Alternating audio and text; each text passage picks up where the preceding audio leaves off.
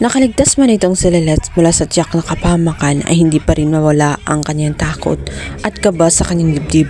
Parang naulit ang kanyang trauma kung saan nasaksihan niya ang kanyang ina na nabulagta na lamang sa sahig at buduguan pa nga ito sa kanyang pakiwari na sa panganib ang kanyang buhay. Mabuti na lamang at may taong sumagip sa kanya, kung hindi sumunod na sana siya sa kanyang ina. Ang malaking tanong ngayon ni Lilith kung ano ang motibo kung bakit gusto siyang patayin at sino ang gumawa nito. Pinalabas si Patricia na aksidente lamang nangyari.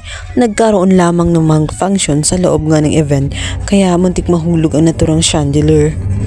Ngunit ang pinagtaka nga nitong si Trixie dahil sinabi ni Patricia na nakita niya ang chandelier na nahulog sapagkat doon siya malapit.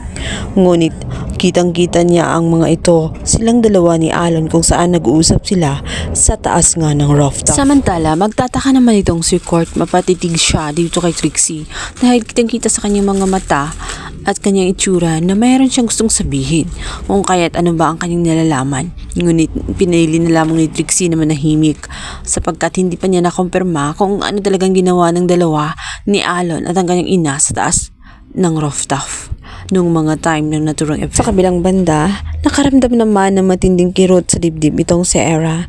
Hindi niya matanggap at hindi niya sukat akalain na ganoon ang mangyari kay Lilith. Para bang affected siya.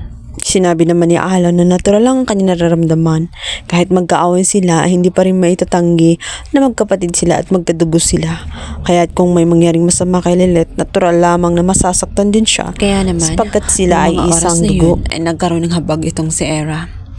Tutulungan niya si Lilith upang matuklasan kung ano ang nangyari sa naturang event na yun at kung bakit gustong patayin ang buhay nga nitong si Lilith at sino ang nasa likod nito.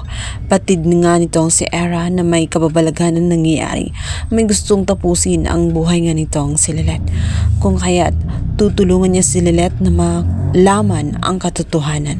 Samantalang itong si Attorney Renan Alon ay hindi mapalagay, nakakabahan siya sapagkat itong si Patricia ay hindi tama ang mga detalye, wala siyang kaalam-alam at natatakot siya na paano kung malaman ng mga investigador na hindi aksidente ang mga nangyari at may magdidiin at may magsasalita dun sa mga inutusan nila na silang dalawa ang may pakana. Kaya naman si Attorney Alon, bago pa man siya ang mablame sa kapalpakan na ginawa ni Patricia, ay ilalaglag na nga niya itong si Patricia kung kinakailangan na mangyari yun. Wala na siyang pakialam.